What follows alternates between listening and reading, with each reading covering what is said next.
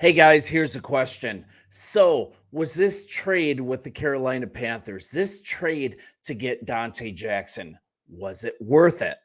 So, looking at last year, a ton was talked about this offense, right? Pickett left town, no more Trubisky and Rudolph.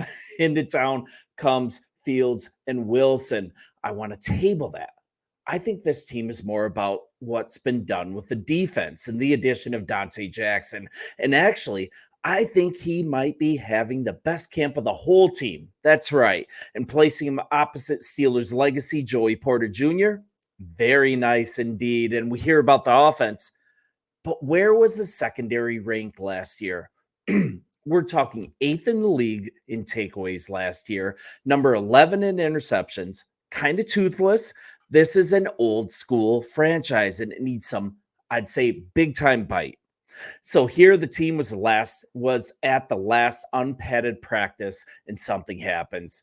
Dante Jackson, he intercepts a Justin Fields throw, and we're reminded what the Steelers may have been thinking when he was traded for productive receiver Deontay Johnson. And I know it was tough to see him go, but let's just look at this and hearing directly from him.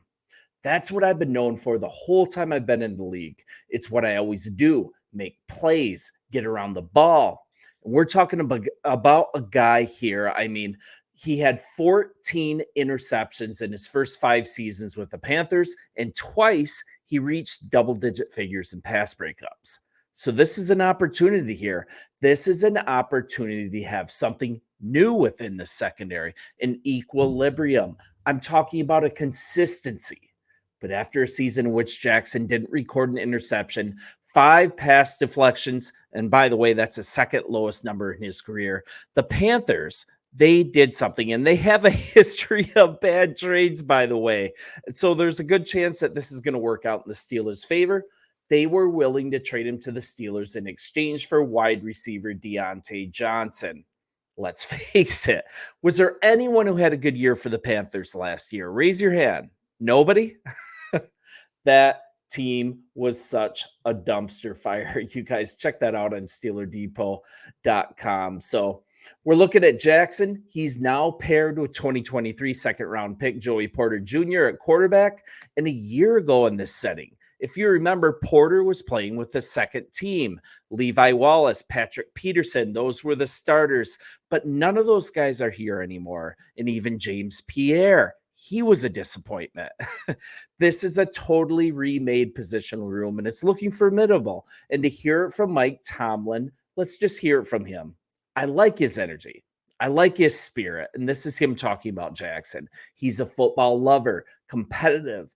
We knew about him before he got here. This is confirming some of that.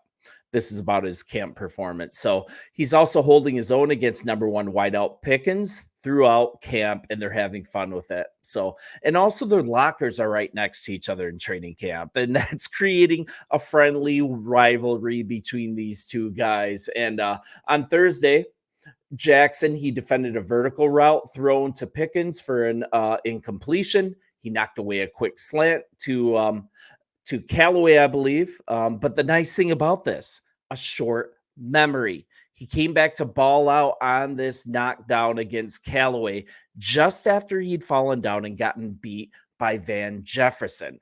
So we're talking about a guy who's mentally tough, a guy that has a short memory. And his run defense was stellar as well. But honestly, we're going to know more once the pads come on for a bunch of practices. Like, no overreactions here without the pads, but still, we've got to love what we see. And this is to hear more from Jackson. We talk a lot and we want to go against each other. He's talking about George Pickens. He knows what I bring to press coverage and by competing. I know what he brings in high pointing the ball and with his catch radius.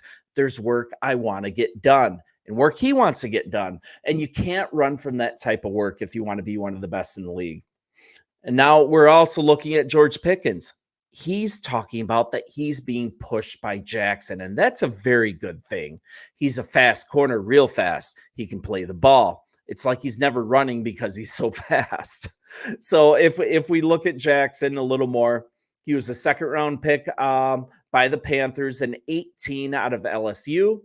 Hasn't made it to the Pro Bowl yet, but he has started 6 games in a season just twice in his career. So he's still kind of getting his he's still reaching his full potential, and he's been a very good player.